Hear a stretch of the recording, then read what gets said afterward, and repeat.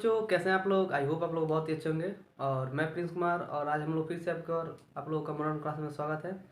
और हम लोग पिछले वीडियो में जो भी पढ़े थे, आज एक बार उसको रिवाइज कर लेते हैं, क्योंकि हमारा फंडा यही है कि पिछले लेक्चर में जो भी पढ़े एक बार रिवाइज करके उसके बाद अगले लेक्चर में क्या पढ़ेंगे वो जानेंगे। तो आइए देखते हैं। सबसे पहले लेक्चर को स्टार्ट करने से पहले पिछले लेक्चर में क्या पढ़ते हैं उसको एक बार रिवाइज कर लेते हैं। तो आइए डायग्राम द्वारा टोटल डिफिनेशन को हम लोग आसानी से देखते हैं।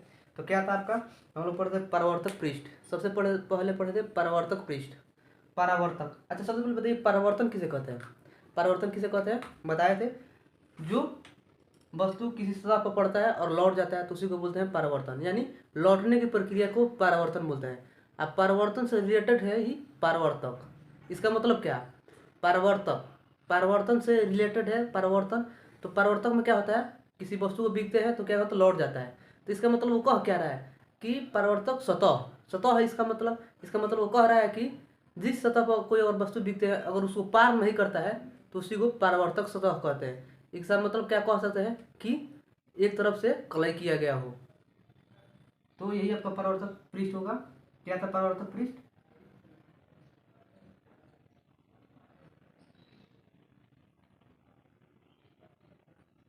यही आपका क्या था, परावर्तक पृष्ठ।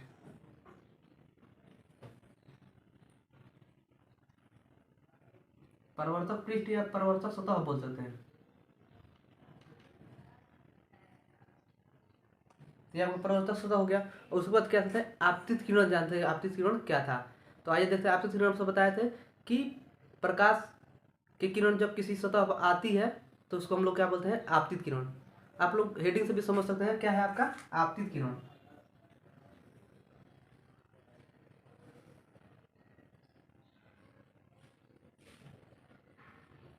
यहाँ आप अगर अच्छे से अगर इसको पढ़ेंगे ना तो यहाँ से आपको लग रहा है कि कोई चीज आ रहा है। और वो चीज क्या आ रहा है, देखिए किरण बोल रहा है। इसका मतलब क्या, किरण आपतित हो रहा है। इसका मतलब बोल सकते हैं कि जो किरण किसी सतह पर आती है,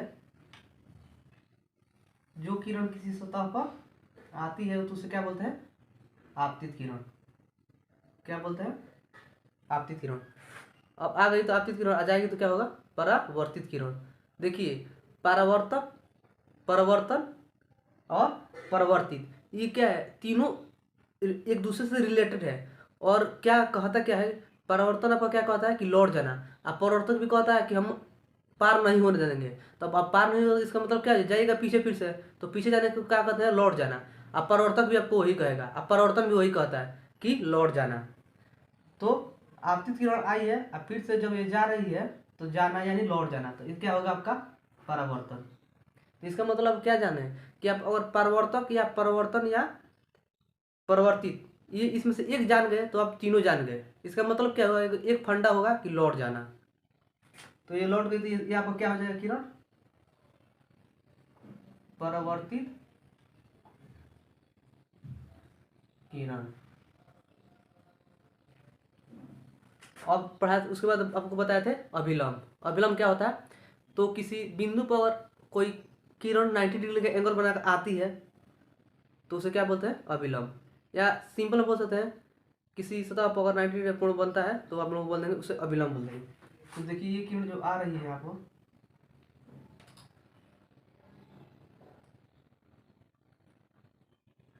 तो इसको हम लोग क्या बोलेंगे, अभिलंब। इसका नाम क्या देंगे हम लोग, अभिलंब। तो अभिलंब का डिफिनेशन क्या हो जाएगा, आपको कल लिखवाए थे, बोल सकते हैं आप लोग आसानी से। देखिए सबसे पहले अभिलंब से जाने से पहले यहाँ ये जो बिंदु है ना, यहाँ पे एक बिंदु, मान लीजिए आपतित किरण जिस बिंदु पर आती है तो इस बिंदु को भी जान लीजिए। आपतित किरण तथा परिवर्तित किरण के जो बिंदु होता है उसको बोलते हैं आपतन बिंदु। क्या बोलते हैं, आपतन बिंदु। इसका मतलब कह सकते हैं सिंपल में डिफिनेशन क्या देते हैं आपतन बिंदु का, यहाँ पे लिख देते हैं आपतन बिंदु।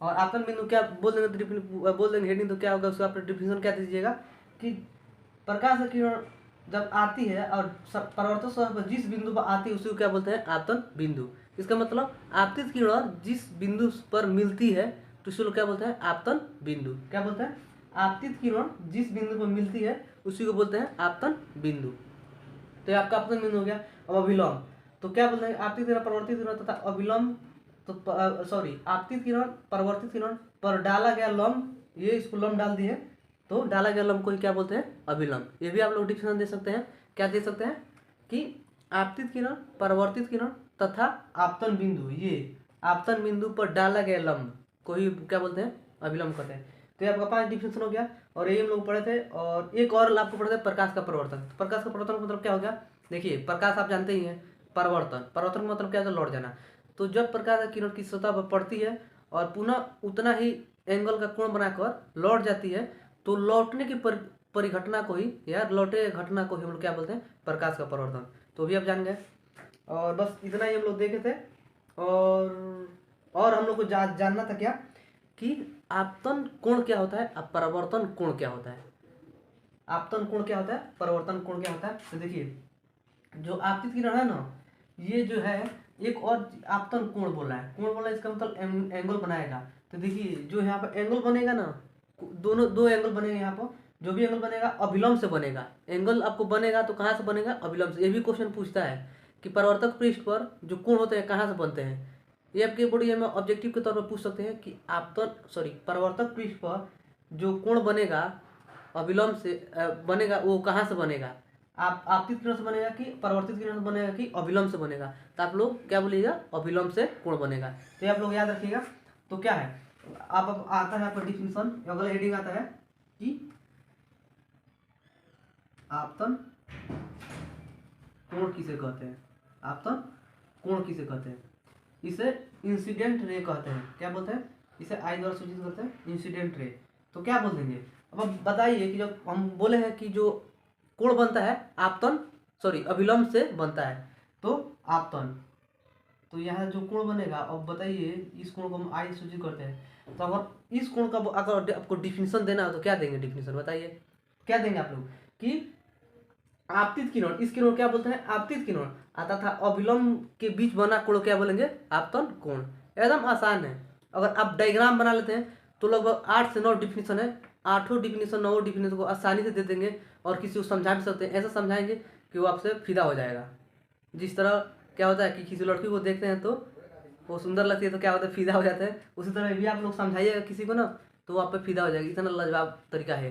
क्या है, क्या बोल सकते हैं कि ये किरण आपको पता ही है और ये आपको पता ही है अभिलंब है, ये आपका आपतित किरण है। तो इस कोण ये दोनों कोण जो ये कोण बना है दोनों के बीच में बना है, तो क्या बोल सकते हैं कि आपतित किरण अभिलंब के बीच के बने कोण को क्या बोलते हैं, आपतन कोण। अब इस जगह बताइए कि इस कोण को अगर डिफिनेशन देना हो तो क्या देंगे, इसको बोलते हैं परावर्तन कोण। क्या बोलते हैं, चाहे परावर्तक कोण या परिवर्तन कोण, परावर्तक परिवर्तन परावर्तन कोण, रिफ्लेक्टेड रे है या फिर रिफ्लेक्टेड है। तो ये बताइए कि जब ये आप लोग जानेंगे तो इसका डिफिनेशन नहीं दीजिएगा, आसानी से दे पाइएगा। क्या इसका डिफिनेशन क्या हो सकता है, आप लोग बताइए। या नहीं बताएंगे तो आप लोग मन में सोच लीजिए क्या हो सकता है। जब ये आपका है कि आपतित किरण और अभिलंब के बीच कोण को आपतन कोण कहते हैं, तो ये यहाँ पर आप क्या देख रहे हैं कि परावर्तित किरण अभिलंब के बीच के कोण को क्या बोलते हैं, परावर्तन कोण। क्या बोलते हैं, परावर्तन कोण। तो ये आपका दोनों डिफिनेशन था।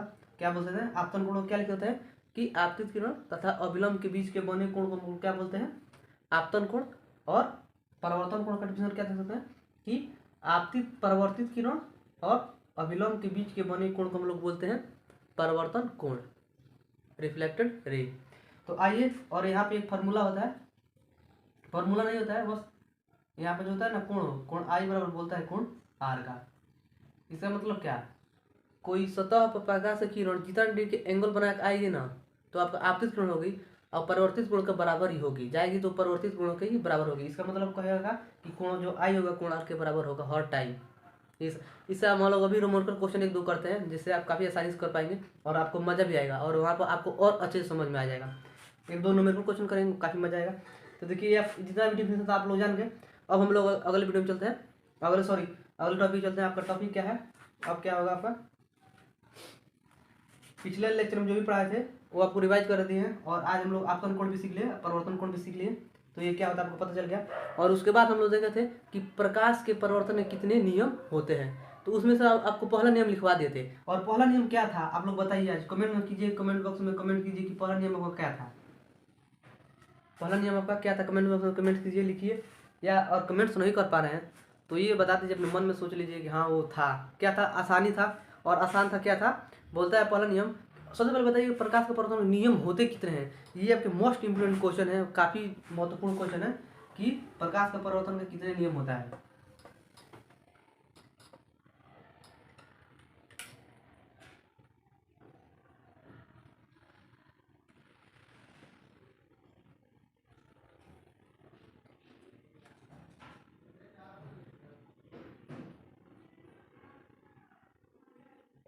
प्रकाश का परिवर्तन के नियम कितने होते हैं, दो होते हैं। कितने होते हैं, दो होते हैं। पहला नियम क्या बोलता है, पहला नियम क्या बोलता है, आप कल ही बताए थे। पहला नियम बोलता है कि आपतित किरण, ये जो आने वाली किरणों का आपतित किरण होता है, आपतित किरण और परावर्तित किरण, जाने वाली किरणों को परावर्तित किरण। तो आपतित किरण, परावर्तित किरण, अभिलंब, अभिलंब तीनों एक ही तल में होते हैं। क्या बोल सकते हैं, डिफिनेशन क्या दे सकते हैं कि आपतित किरण, परावर्तित किरण तथा आपतन बिंदु पर डाला गया लंब, ये आपका लंब है, और किस पर डाला गया, आपतन बिंदु पर। ये इसको भी इंक्लूड कर लेंगे। क्या बोलेंगे कि आपतित किरण, परावर्तित किरण तथा आपतन बिंदु पर डाला गया लंब या अभिलंब तीनों एक ही समतल पर होते हैं, तीनों एक ही सतह पर होते हैं। ये आपका सतह है, तीनों एक ही समतल पर होते हैं या एक ही सतह पर होते हैं। तो ये आपका पहला नियम था, काफी आसान है। आपतित किरण, परावर्तित किरण तथा आपतन बिंदु पर डाला गया लंब तीनों एक ही सतह पर होते हैं, आपका पहला नियम। दूसरा नियम क्या है, काफी आसान है वो भी, यही आपका दूसरा नियम है। कहता क्या है कि ये लिखवा दिए, ये पहले लिखवा दिए, क्या है, कोण आई बराबर कोण आ। तो क्या कह सकते हैं, कहेंगे कि आपतन कोण होगा परावर्तन कोण के बराबर होगा। तो ये आपका दूसरा नियम है। दूसरा नियम आप लोग लिख लीजिए प्लीज, दूसरा नियम लिख लीजिए। कल हम पहला नियम लिखवा दिए थे, आज आप लोग दूसरा नियम लिख लीजिए, लिख देते हैं।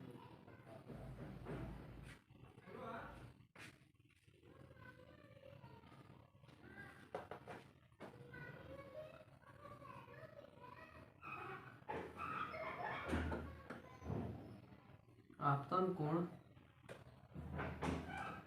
इसको आई यूज करते हैं, इंसिडेंट रे बोलते हैं इसको। आपतन कोण, परावर्तन कोण के बराबर होता है। ये आपका दूसरा नियम है। दूसरा नियम काफ़ी आसान है, छोटा भी है। बोलता है आपतन कोण परावर्तन कोण के बराबर होगा। इसका मतलब कोण आई बराबर कोण आर, कोण आई बराबर कोण आर, ये आपका दूसरा नियम था। और ये भी काफ़ी आसान है। आई होप कि जितना भी आज और कल भी जितने भी पढ़े थे आप लोगों को आसानी से याद हो गया होगा। अब चलते हैं अगले पॉइंट्स पर।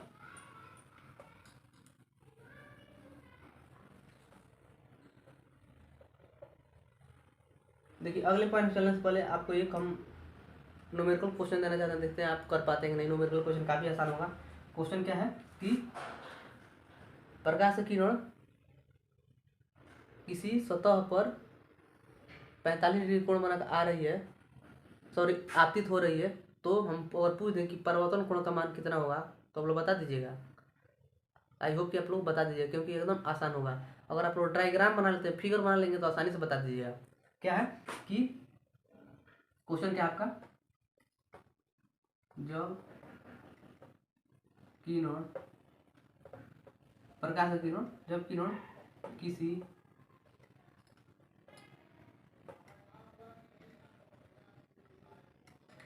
जब आपतित किरण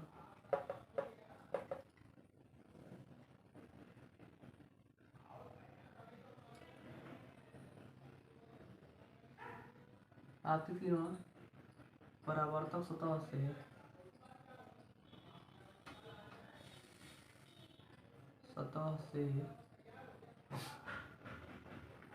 30 डिग्री का कोण बनाती है, तो बताएं, आप बताएं कि परावर्तन कोण कितना होगा।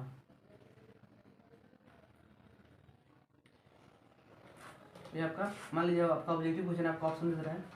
ऑप्शन पहला कितना है 60 डिग्री, दूसरा ऑप्शन है आपका 45 डिग्री, तीसरा ऑप्शन है आपका 30 डिग्री, चौथा ऑप्शन है आपका 9 30।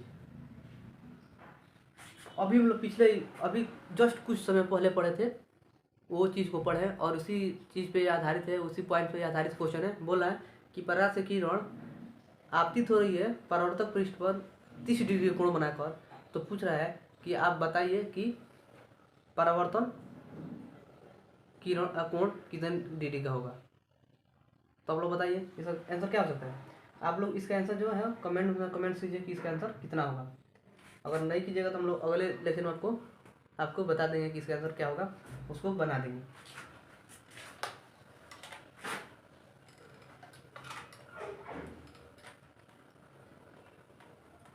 देखिए ये जो क्वेश्चन है, मेरा मानना है कि ये जो क्वेश्चन है आप लोग इस क्वेश्चन को डायग्राम पर अगर बैठा देते हैं, इस डायग्राम पर बैठा देते हैं तो आप लोग आसानी से इस क्वेश्चन का आंसर दे सकते हैं। और काफ़ी आसान भी क्वेश्चन है, और वैसे भी जस्ट पहले ही पॉइंट में पढ़े हैं कि उस क्वेश्चन को पढ़ें। आई होप कि क्वेश्चन आपको काफ़ी अच्छे समझ में आएगा। आप लोग इसका आंसर भी कमेंट बॉक्स में कमेंट्स कीजिएगा कितना होगा। अब लोग वो पढ़ते हैं।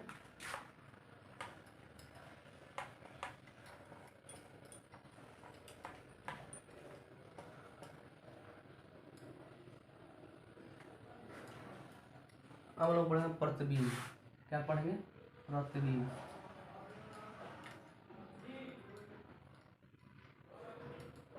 ये भी काफ़ी आसान है। देखिए प्रतिबिंब इसका मतलब आपको क्या पता चल रहा है? इमेज। आपको क्या पता चला है? इमेज। प्रतिबिंब। तो प्रतिबिंब का डिफिनेशन क्या हो सकता है? आप लोग बताइए कमेंट्स में कि अगर पूछ दे कोई प्रतिबिंब किसे कहते हैं, आप लोग क्या कह सकते हैं? प्रकाश स्रोत से आ रही प्रकाश की किरणें जब किसी सतह पर मिलती है या मिलती हुई प्रतीत होती है तो उसी को हम क्या बोलते हैं? प्रतिबिंब बोलते हैं। क्या बोलते हैं?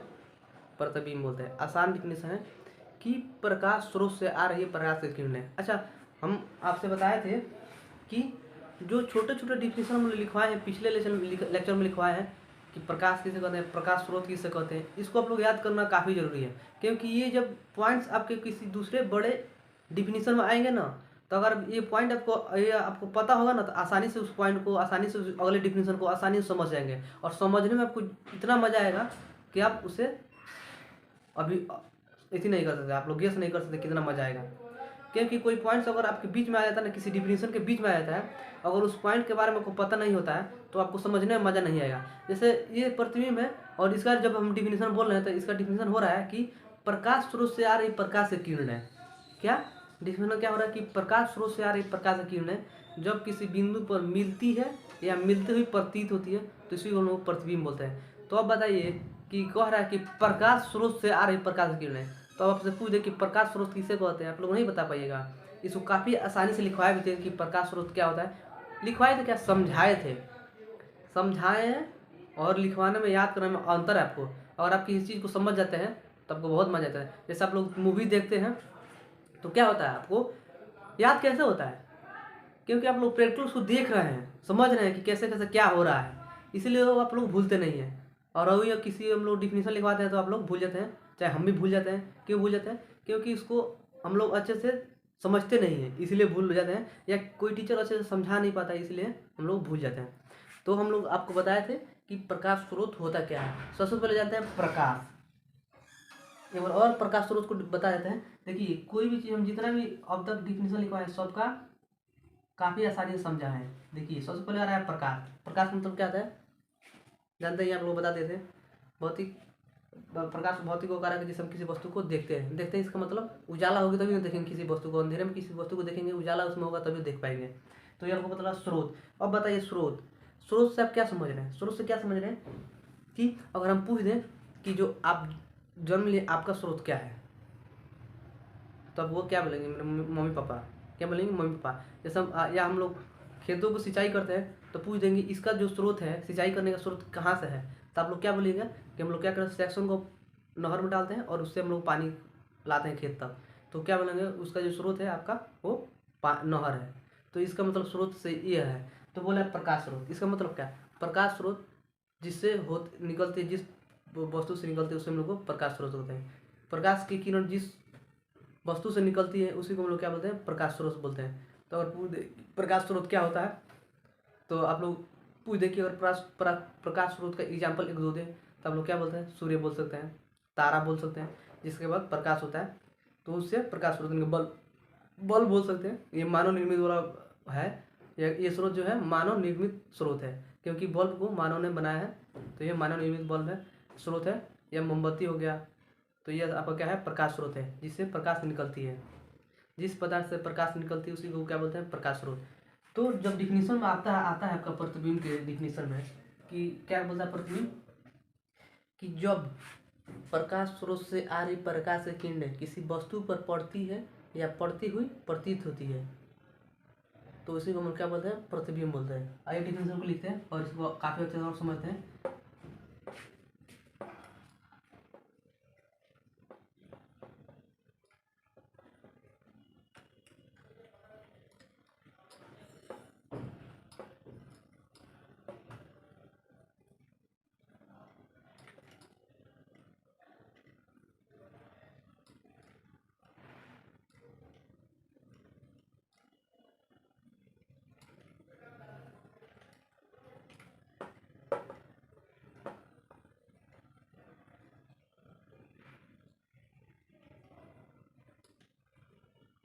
क्या है?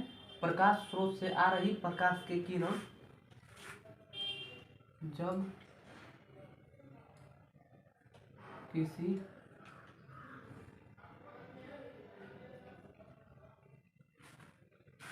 किसी सतह पर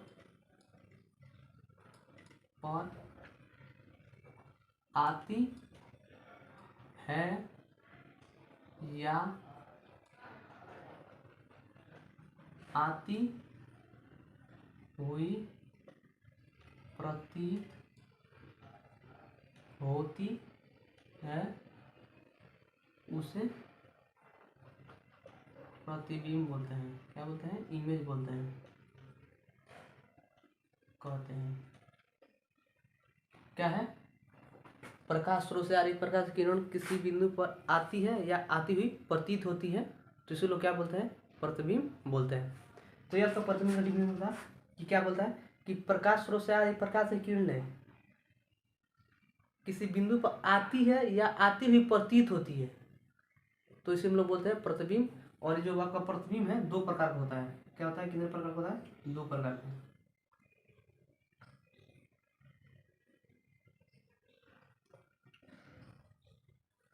ये जो है मार्कर हमको धोखा दे दिया इसलिए ब्लैक का यूज कर रहे हैं। अब यहाँ से आपको क्या सीखने को मिला? ये बताइए, जो मार्कर है हमको धोखा दिया है तो यहाँ से आपको क्या सीखने को मिला? कि कोई आपको धोखा देता तो भाई अगला है ना, कि इसको लेकर आप रोएंगे, ये गलत बात है, उसमें आप खोए ना। ये हमको धोखा दिया तो ब्लैक है मेरे पास। तो आई होप कि आपको पॉइंट समझ में आया होगा और ये पॉइंट्स को आपको कहाँ यूज करना है आप वो भी जान गए हैं। आपको कोई धोखा देता है तो आप उसमें डूबे ना रहें, आप निकलिए दूसरे की रास्ता, एक ना तो अगला मिलेगा, अगला कोई होगा उससे भी बेटर होगा। क्या बोलते हैं कि आज ये टी शर्ट शर्ट के लिए कोई रो रहा है, आज आपको नहीं मिल रहा है, इसलिए नहीं मिला ना क्योंकि कल इससे भी अच्छा शर्ट आपके इंतज़ार कर रहा होगा, इसीलिए आपको ये नहीं मिला। तो ये छोटी छोटी बातों को बता दीजिए। ये भाई धोखा दे दिया, इससे हम यूज करेंगे प्रतिबिंब का प्रकार। कितने प्रकार? दो प्रकार के होते हैं, दो प्रकार। प्रतिबिंब कितने प्रकार होते हैं? दो प्रकार होते हैं। कौन कौन होता है? एक होता है आपका वास्तविक प्रतिबिंब,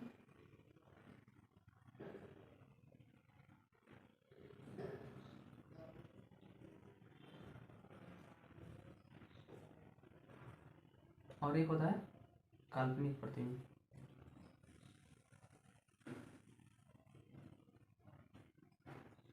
और काल्पनिक प्रतिबिंब हम लोग बोलते हैं, इसको ही बोलते हैं आभासी प्रतिबिंब।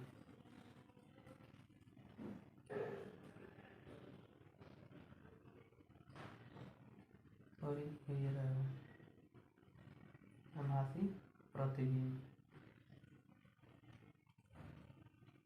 काल्पनिक प्रतिबिंब को ही आभासी प्रतिबिंब बोलते हैं। और इससे आपको बोल में काफ़ी इसमें कन्फ्यूजन बन रहा था, तो इसको हम लोग बताएंगे और जो काफ़ी आसानी से जानेंगे। देखिए जो ये आपका है ना कि प्रकाश स्रोत सारे प्रकाश किरणें जब किसी सतह पर पड़ आती है या आती हुई प्रतीत होती है, देखिए आती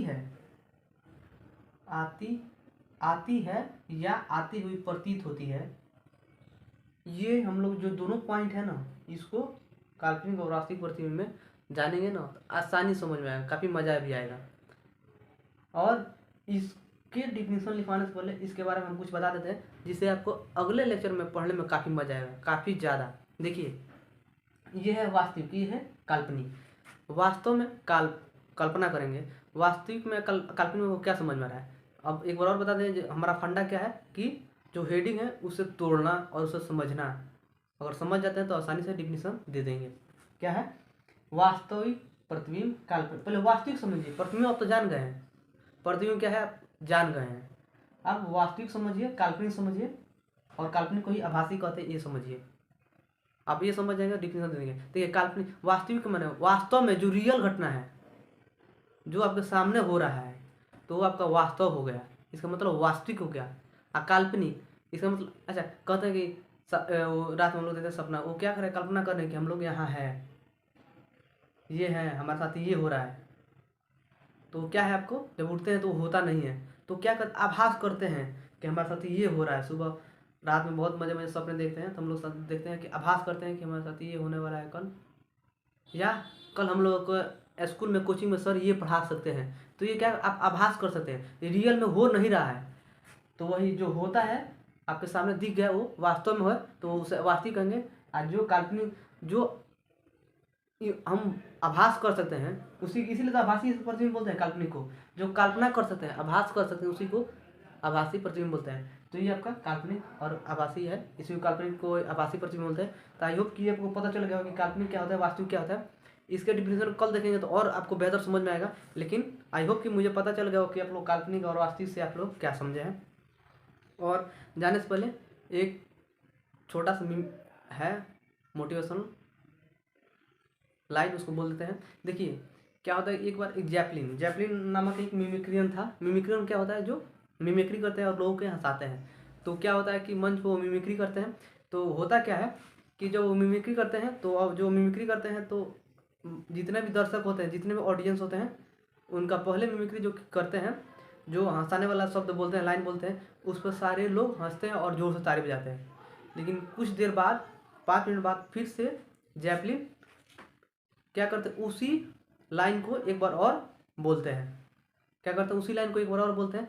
तो जो ऑडियंस होता है ना, जितने भी लोग बैठे होते हैं, दर्शक बैठे होते हैं, उसमें से कुछ लोग उस मिमिक्री पर ताली बजाते हैं, उस लाइन पर ताली बजाते हैं और हंसते हैं। कुछ देर बाद फिर से जैपलिन उसी लाइन को एक बार और बोलते हैं। तो क्या होता है ना कि जितने भी दर्शक होते हैं वो गुस्सा हो जाते हैं। क्या होता है, गुस्सा होते हैं, और जैपलिन से उनको क्या होता है, चिढ़ होने लगता है। जितने भी दर्शक हैं उनको क्या होता है, जैपलिन से चिढ़ होने लगता है। तो वो जब देखते हैं जैपलिन, तो लास्ट में जाने से पहले नहीं होता कि जब टोटल मिमिक्री खत्म हो जाता है, तो जब जाने से पहले बोलते हैं माइक से कि जब आप मेरे एक मिमिक्री पर बार बार हंस नहीं सकते, तो आप क्यों एक ही दर्द को लेकर बार बार दुखी होंगे। आई होप कि ये लाइन आपको काफ़ी अच्छा समझ में आया होगा। बोलते हैं, क्या बोलते हैं जैपलिन, क्या बोलते हैं कि जब आप हमारे एक मिमिक्री पर जब आप बार बार हंस नहीं सकते, बार बार ताली नहीं बजा सकते, तो आप एक दर्द को लेकर बार बार दुखी क्यों होंगे। आई होप कि ये वीडियो आपको काफ़ी ज़बरदस्त लगा हुआ है, और ये जो मोटिवेशन लाइन बोले ये भी आपको काफ़ी अच्छा लगा होगा। अगर वीडियो अच्छा लगा तो लाइक कीजिए, कमेंट कीजिए, शेयर कीजिए, और ऐसे वीडियो देखने के लिए मेरे चैनल को सब्सक्राइब करना ना भूलें। और मेरा जो चैनल है आपको नाम पता ही होगा, modern classes bye Prince sir. Please share me and support me. धन्यवाद।